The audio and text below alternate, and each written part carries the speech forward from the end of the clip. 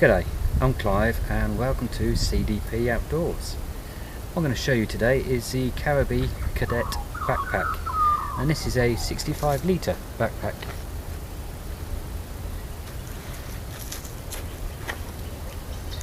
Caribee is an Australian company to start with, so let's have a look. It's based on a bit like the tactical and everyday hikers combined into one. You've got all your adjusters on it, your load lifters. At the side here we've got the adjuster straps to put it closer to your back. So let's get it off and I'll show you a little bit closer. We've got some nice lumbar support. The waist belt looks about the 1 inch in thickness. Same on that side, and looks in your back. We've got your 4 panels here, which allows some airflow, which, believe me, works quite well. I was surprised when I was using it. Shoulder straps, they are around about the 1/2 inch to 3/4 of an inch thick. Some decent padding. We have the chest strap, which does have an emergency whistle on it, which works. Buckle system.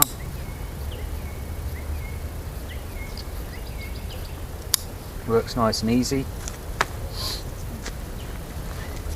The waist belt. Some good straps here. A decent buckle, easy to undo and do up. Very easy adjuster as you go. Just lift to loosen off. Again, make sure you've got your little elastic part which holds your belt up, stop it hanging out the way.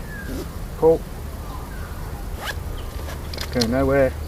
And again, just lift your buckle up at the front and that loosens your strap, which is a very easy one to use. I've moved this side over to here and I've put it in position because I found as I'm walking, within a couple of hours I'm doing my belt up and there's not much of an adjustment left.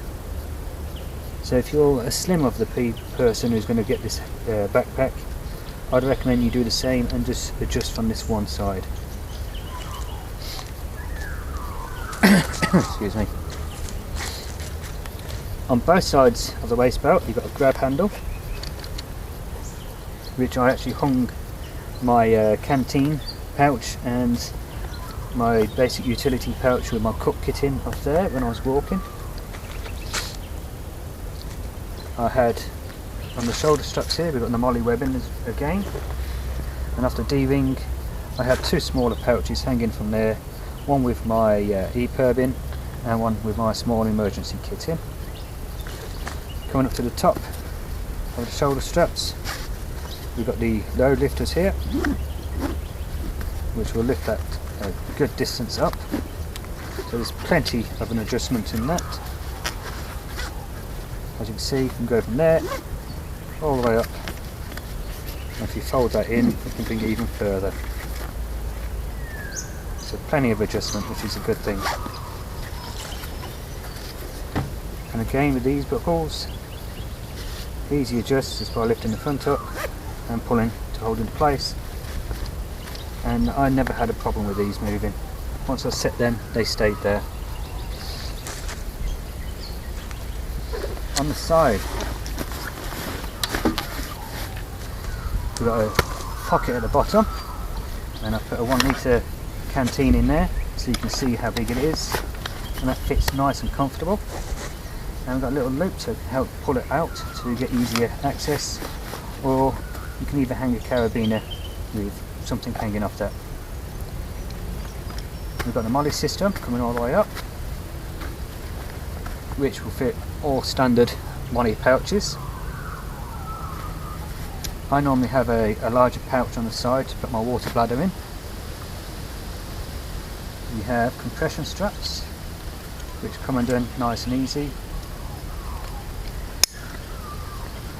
Lock nice and easy. We've got the cord tidy elastic on it, so we just give it a nice tug. And the same on this one, and that'll pull your pack in as far as you need it, which will bring your centre of balance closer to your back, which will make it even easier for carrying your gear, and it will stop all your gear inside moving around. Same on the other side, the pocket at the bottom still with plenty of room in it, with a 1 litre canteen in it,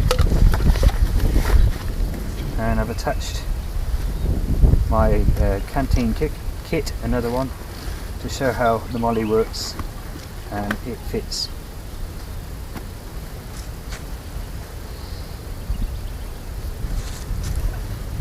Okay, coming to the front again, we've got more molly system where I've got my Laplander saw pouch attached to, so that's accessible. I've also got some carabiners coming off the molly webbing. What else have we got here? That's it. We've got the walking pole holders, which come all the way down. Or you can even use these as an axe holder if you want. Put your axe through up and hook it. Before we go inside, we have the lid, which we have a decent sized pocket up here. Plenty of space in there.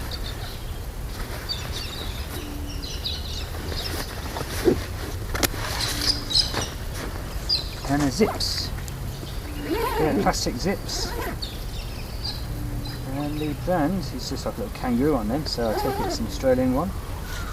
Very good quality,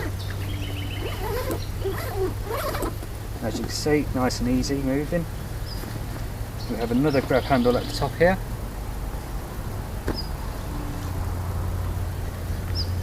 so let's turn it around and show you the front, what we've got. Okay, here we've got more compression straps to hold the lid down into place, and compression sack so it's nice and stable. Some good buckles again, give them a tug and they're done up. Lift the front of the buckle up and they come undone nice and easy. Like once they're down, they're staying down.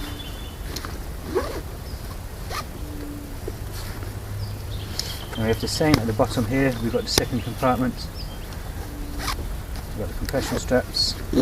Give them a good tug, and they'll compress your pack even further down. And lift them up. All good quality gear on it. Easy use.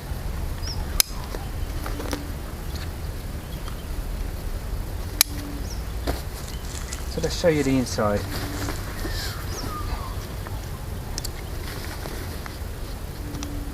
Undo the buckles, and before we get into the inside, we've got another compression strap here, which is the same as the others. It's really good quality, just a smaller version. And then we've got the cord and the cord lock, so we can just open it up and get into our pack. And the best part about this is when your pack has reached this level, we can keep going with more gear up the top here. I used this pack for 5 days and 5 nights out in the bush the other week, and I still had plenty of room, and I was carrying extra gear for doing filming. Now quickly I just threw a load of gear in here. My pouch, my camera kit, my cup, frying pan with some bacon I'm going to cook up soon, my basic utility with all my pegs and lines in, my solo stove and pot, an uncompressed down sleeping bag, and that's it. That filled up just over half without compressing it.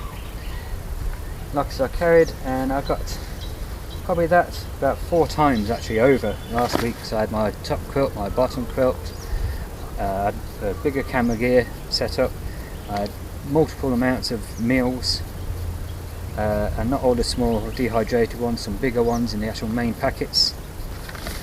So the pack can take a lot, and even with all that weight it was quite comfortable. This top section here is just one piece. There's no hydration pouch in this one, but we do have at the back where your main panel is, which is like a moulded plastic, and we've got an aluminium stay going all the way down.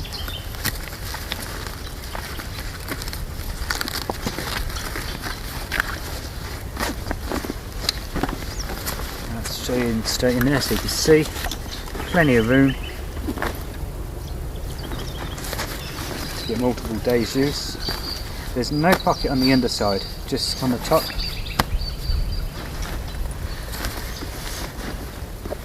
Let's throw some of this back in.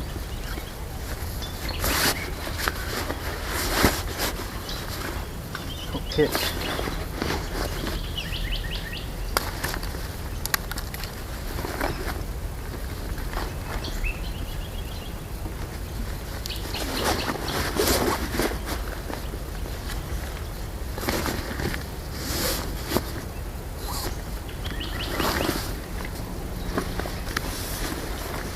And the bottom part of the internal here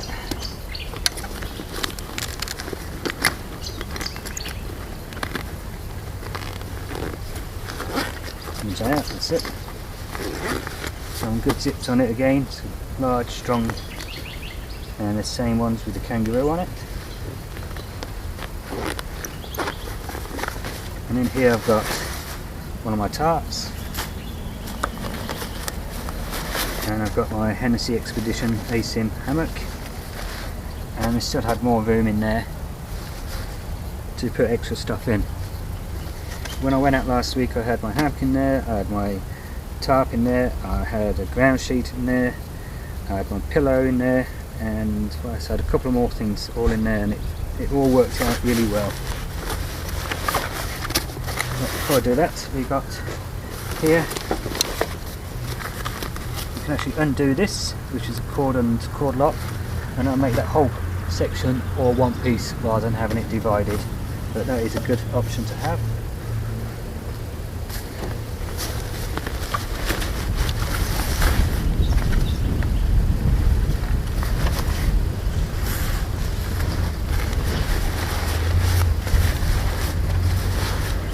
Shove that in there.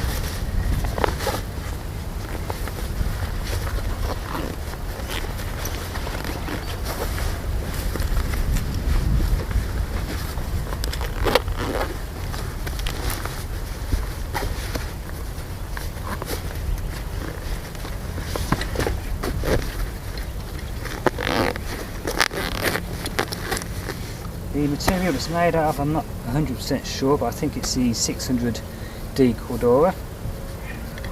If I'm wrong, I'll put it up on the screen somewhere. We have a wet weather flap, which is elasticated, which sits nice over your zip there, so there's not going to be much chance of any dust or water getting in there.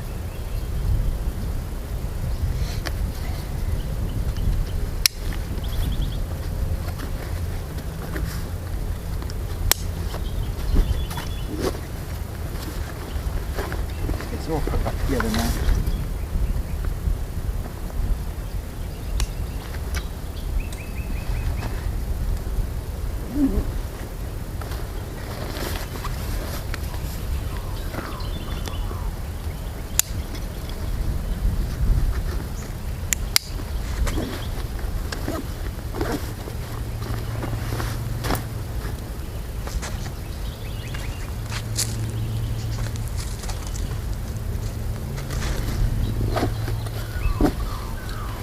Pull all these compression straps in.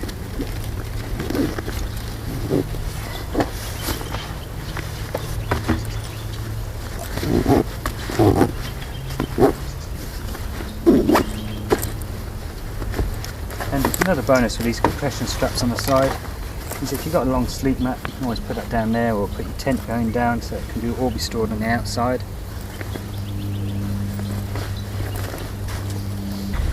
Okay, so what do I think of the Caribee Cadet? Like I said, it's a 65 litre pack based on the tactical with all your molly system on it. Just that.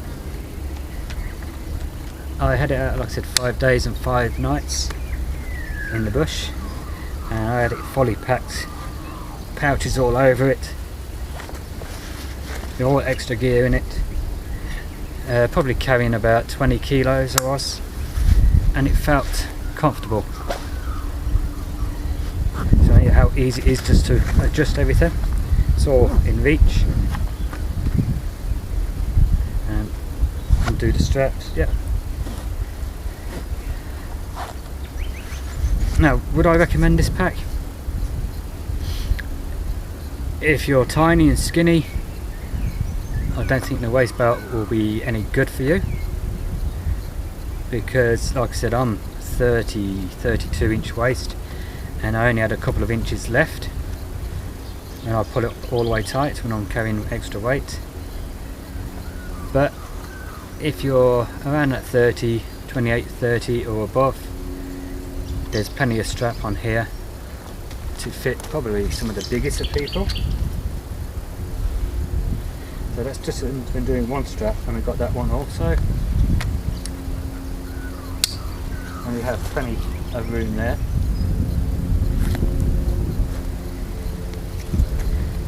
Or should I say, I had rain on the first day out. Nothing heavy, but it still rained for about 4 or 5 hours. I didn't use a pack cover. Everything in my pack remained dry. Like I said, comfort wise, for what I was carrying and the terrain I was walking up and down, it was actually very comfortable for a pack that is not really that expensive. So in that case, yeah, I would recommend it. And like I said, there's no hydration pocket in here, and there's no hydration hole for your hydration pipe to come out. So that'd be 2 things on my list. One, would have got the grab handles on the belt. I'd replace them with molly webbing, the same as they've got on the Caribee Ops, which is probably one of my favourite packs, and put a water bladder in it, or a pocket for the water bladder in there with a hole coming out to allow for your hydration. Apart from that, there's nothing else I could really, well, apart from the belt. They could make it so you can pull it in a little bit more for the smaller people, but that's here or there. So a lot of companies' waist belts aren't that adjustable, to be honest, so that's not here or there. But like I said, a water bladder pocket inside with a hole for the port to come out, and get rid of these 2 grab handles, the ones on the waist belt, and replace them with molly webbing, or Powell's webbing, whatever you want to call it. And I think this pack would be as close as perfect as you can get. Like I said, for the price range that is, you could go and pay $400 or $500 or more for a pack which will most likely be more comfortable. You can get the belts moulded so it fits your hips, but for off the shelf or off the hook, put it straight on, it's a fairly decent backpack. It's like the mozzies are beginning to come out now, it's warming up. So yeah, it's a pack that I would recommend. So after this now, I've begun to use their 70 litre platoon backpack. I'm trying that out now for the next, however long it'll last, or however long I'll last being able to use it while waiting for the weather to get a lot hotter. So it might get to a point in 2 or 3 months time where the next backpack, the platoon, I'll have to put on one side until after the summer and start using one of my other packs which has got more ventilation for your back, but then go back onto it as it gets colder. after the summer here in Australia. So if you're new to my channel and you found this video useful, please go down and hit that subscribe button down below and the bell button next to it so you can be notified of all future videos. If you are already one of my subscribers, I thank you very much. So until next time, get out there, have some fun and take care.